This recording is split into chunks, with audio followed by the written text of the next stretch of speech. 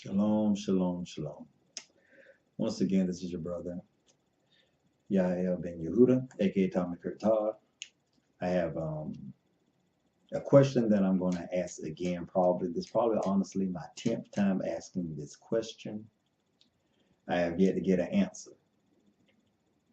And if you have answered, accept my apology. I don't remember this question being answered, or maybe it was just simply it was an answer that maybe I just didn't deem that that was correct. So if you're saying you did answer this question, forgive me, I don't remember it being answered. Maybe I just didn't accept the answer as one that sufficed the question. So let me read this, and I'm going to be reading from the King James Version. I'm going to read two verses from out of the Gospel of John. These are the words of Jesus of Nazareth, who many of you say is the Messiah. And even more, you say that he is God in the flesh, that he is God. So you see what Jesus had to say from the Gospel of John. I will read the Gospel of John, start with chapter 14 and read verse 28. You have heard how I said to you, I go away and come again to you. If you love me, you will rejoice because I said I go to the Father, for my Father is greater than I. So you heard what he just said. Jesus had plainly declared that his Father is greater than he is. Yet we have many man-made creeds that say the Father, the Son, and the Holy Spirit are equal. They are co-eternal. They are all-knowing. Yet there's many passages within the Gospels where Jesus said he does not know things. Only the Father knows. Yet we still have man-made creeds that say the very opposite. So there's a lot of things within Christianity that is not even supported within the Bible, either the Old or the New Testament itself. And some of the very things that they uphold and believe within Christianity, the red letters of Jesus completely refutes a lot of it. So now let's go to John chapter 20. Let's look at verse 17. Once again, this is in the red letter. I have the red letter edition of the King James. So these are the words of Jesus. And it read as such. And Jesus said unto her, touch me not, for I am not yet ascended to my Father, but go to my brethren and say to them, I ascend to my Father and your Father, to my God and your God. So once again, I will ask this question. According to the very words of Jesus himself, how do you believe that Jesus is God?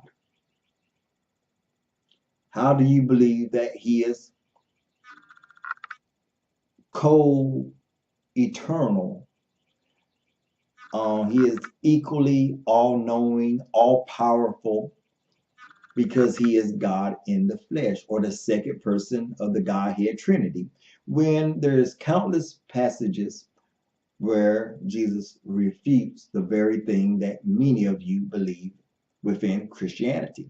Now, I will say this. I know that there are many people that say they are Christians that do not believe a lot of things that are core foundational truths within Christianity. There are some Christians that do not believe Jesus is God in the flesh. There is it. I met him. There are some Christians that do not believe that Jesus was born of a virgin. I know it sounds shocking, but once again, I met them. So all Christians do not believe the same things, but mainstream Christianity will tell you one of their foundational truths is that Jesus is indeed God in the flesh. But according to Jesus' own words that we see, evidently he did not believe this of himself, because he said the God that he is returning to is also the same God of his brother. He said the father that he is returning to is also the same father of his brother. So, according to the words of Jesus, it seems that Jesus do not believe that he is the creator, according to his own words.